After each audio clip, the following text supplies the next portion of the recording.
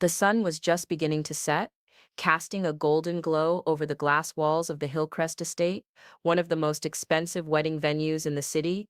White roses hung from crystal chandeliers, and a live violinist played soft music as guests sipped champagne under string lights. Everything sparkled, like the wedding was pulled straight from a magazine. The bride, Madison, had planned every detail to be perfect. From the gold-foiled invitations to the custom-made centerpieces, nothing was cheap or simple.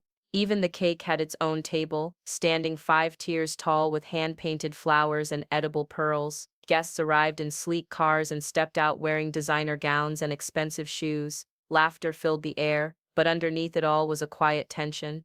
Everyone knew Madison cared a little too much about appearances. She wanted this day to not just be special, but unforgettable. People kept whispering about how it was the wedding of the year, not because of love, but because of how grand it all looked. The mood felt more like a fashion show than a celebration. Everyone seemed more focused on being seen than on the couple actually getting married, and soon that would become a problem. The ceremony had just ended, and the guests were moving toward the reception hall when the doors opened again. A woman stepped inside, alone. She looked to be in her late 30s, maybe early 40s, and she wore a plain navy blue dress. It was clean and ironed, but it wasn't designer. Her shoes were scuffed, and she carried a small purse that didn't match. At first, no one paid attention, but then a few heads turned. Whispers followed. Did someone invite her? She looks so out of place. Maybe she's with the catering staff? Madison, the bride, was posing for pictures when she noticed. Her eyes narrowed slightly, and she leaned toward her maid of honor, whispering something behind a fake smile. The girls around her tried not to laugh but failed. They weren't subtle about it either. A few giggled while glancing at the woman, who quietly took a seat near the back of the reception hall close to the wall. She didn't seem embarrassed, just calm, like she'd seen this kind of treatment before. The narrator, standing nearby, saw it all. She wasn't close to the woman, didn't recognize her either, but something about the scene felt wrong. The judgment, the looks, the laughter. Still, she stayed quiet. After all, this was Madison's big day.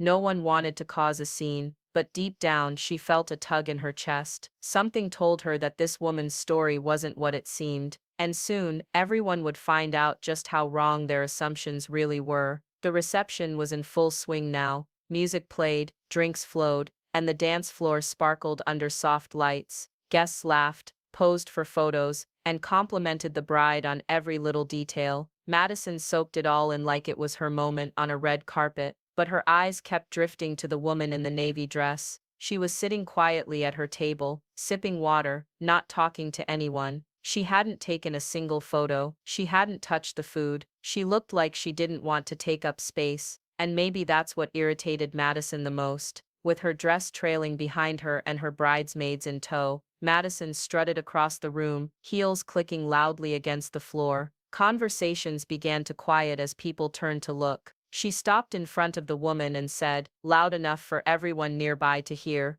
"Excuse me, did you get lost or crash the wedding?" The room froze, forks paused midair. The poor guest blinked, surprised, and looked up at Madison. "I was invited," she said softly. Her voice was calm but shaky, like she hadn't expected to be called out. Madison raised an eyebrow and scoffed. "Really? Because I doubt anyone like you made the guest list. Maybe someone left the kitchen door open." A few guests let out uncomfortable laughs. Others looked down at their plates, pretending not to hear. No one stepped in. No one said a word. The woman's eyes began to shine with tears, but she didn't let them fall. She stood up slowly, holding her small purse tight in her hand. She looked at Madison, then at the room full of silent faces, and without saying another word, she turned and walked out. She didn't shout, she didn't argue, she simply left, with quiet dignity, and somehow, that silence was louder than anything Madison had said. But the night wasn't over, and the truth was about to turn everything upside down. After the woman left, the music started again,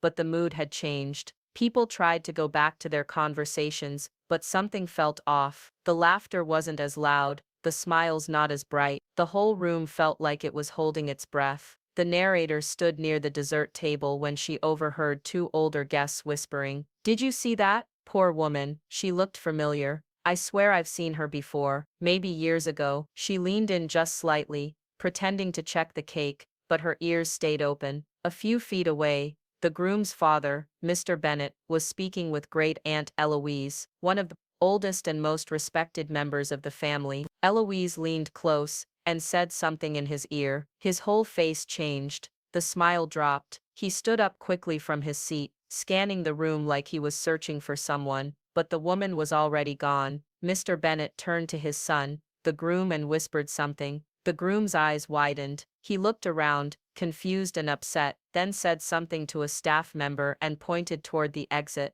The narrator's heart began to race. She didn't know who the woman was, but it was clear now that someone did, and whatever they had just realized, it was serious. Something told her this wasn't just about a rude moment at a wedding. There was something bigger behind it, and the bride had just humiliated the wrong person. Just as the woman reached the exit doors, a strong voice echoed through the hall. "Wait, please don't leave."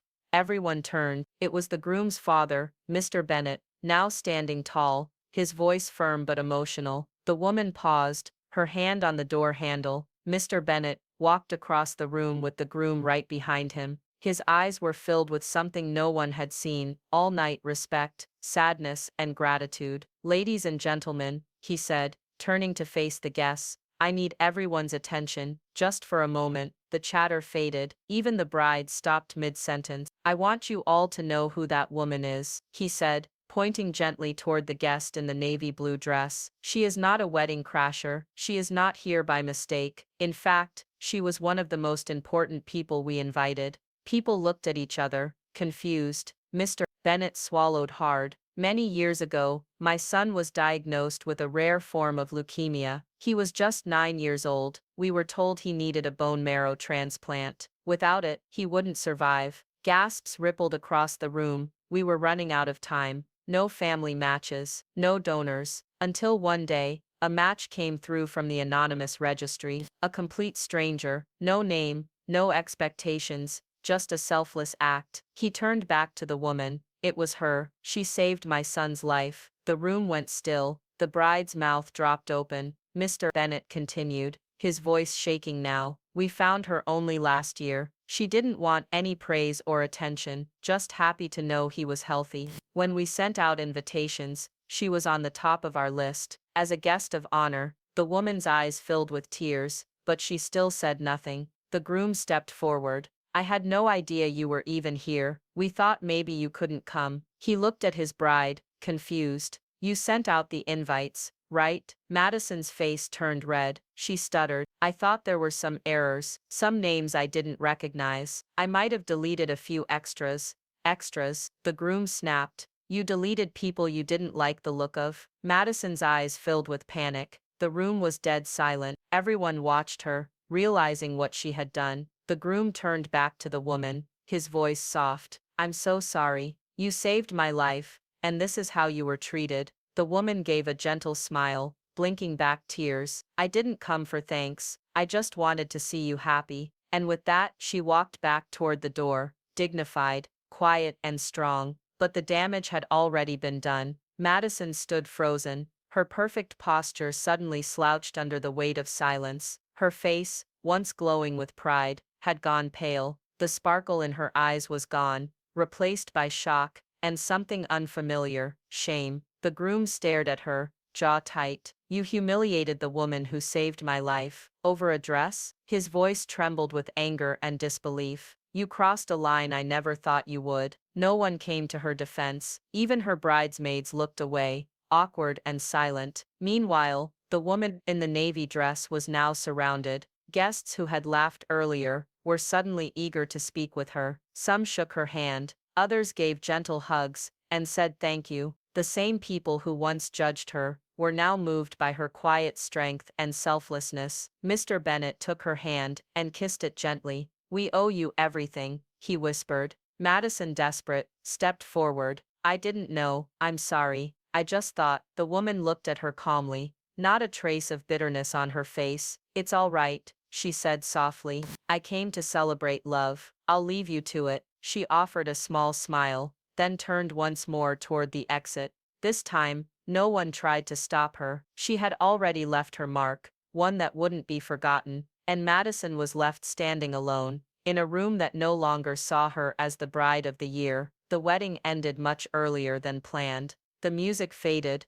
the dancing stopped, and people left in quiet groups, their smiles gone. No one talked about the cake or the dress anymore. They talked about her, the woman in the simple navy dress, who had shown more grace in silence than the bride had in her grand entrance. The narrator stood by the windows that night, watching the lights flicker out one by one. She couldn't stop thinking about what had happened. So many people had judged that woman for how she looked, without knowing a single thing about her, and the one person who owed her the most had tried to push her out. In the days that followed, the story spread through the family like wildfire. Friends started pulling away from Madison. Some stopped answering her calls, others posted cryptic messages online about true character and what really matters. A week later, the groom filed for an annulment. He didn't speak publicly about it, but those close to him said he felt betrayed, not just by her actions, but by what they revealed about who she really was. He said love shouldn't come with conditions, and kindness should never be optional. As for Madison,